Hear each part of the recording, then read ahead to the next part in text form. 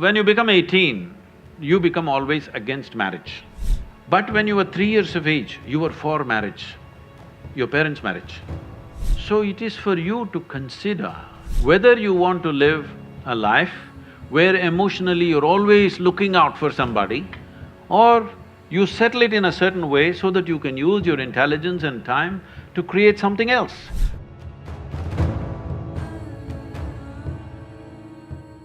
I had this belief, or in fact maybe I was made to believe this whole concept of one life, one partner. But now when I see or observe, the whole monogamous relationships do not seem to be existing anymore. The whole idea of it is gone. What you think about it? It's not gone, maybe in JNU it's gone.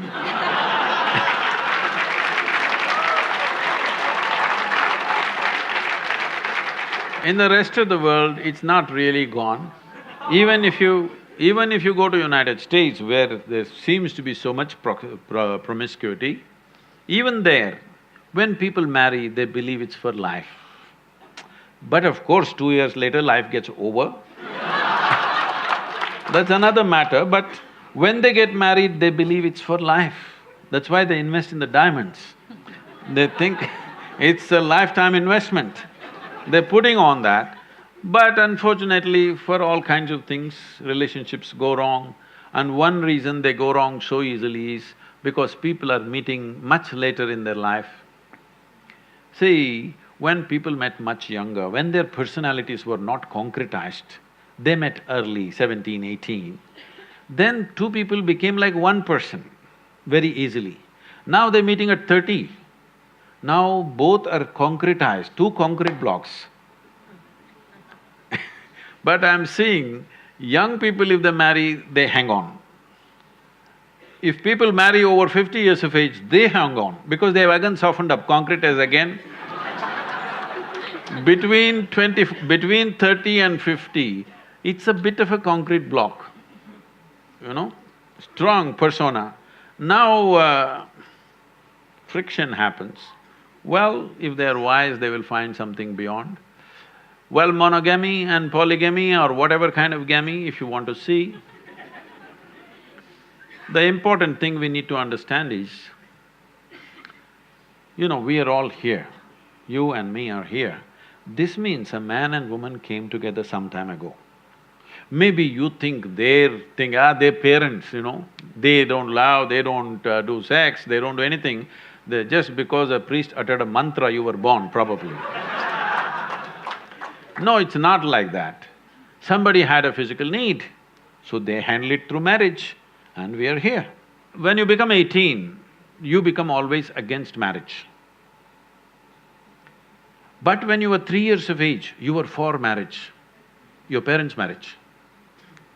When you were 3 years of age, were you not glad your parents had a stable marriage? Hello? Yes. When you're 18, you think of free sex and no marriage and everything. But once again, if you become 50, 55, then you will look for a relationship that lasts. So it is for you to consider, because it's your life, to consider whether you want to live a life where emotionally you're always looking out for somebody, or you settle it in a certain way so that you can use your intelligence and time to create something else. Your research, your work or whatever you're doing, if emotions and body are settled, actually, your ability to use your intelligence will be much better. Otherwise, every day you have to walk around to find somebody. No, I'm not making this thing because I feel so bad in United States. People I know, there thousands of people are involved with me now. People over 40, 45 years of age, women I'm saying, wonderful people. But they are all on this… these days they've all gone online. Otherwise, they go sit in a bar and wait. Somebody needs to pick them up today. It's terrible. Tinder generation. I'm sorry? Tinder generation. Whatever you want to call it.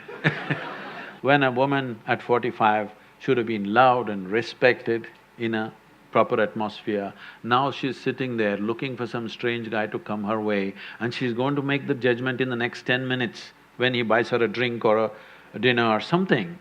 This is tragic. This doesn't mean everybody will go that way, but you must think of the larger well-being. Before you break a social structure, you must think whether we can replace it with a better structure.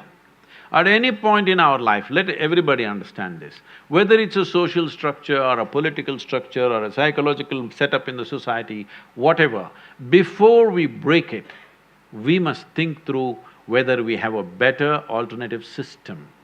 Without an alternative system, if you break the existing damn thing that's working reasonably well, then it'll go crazy.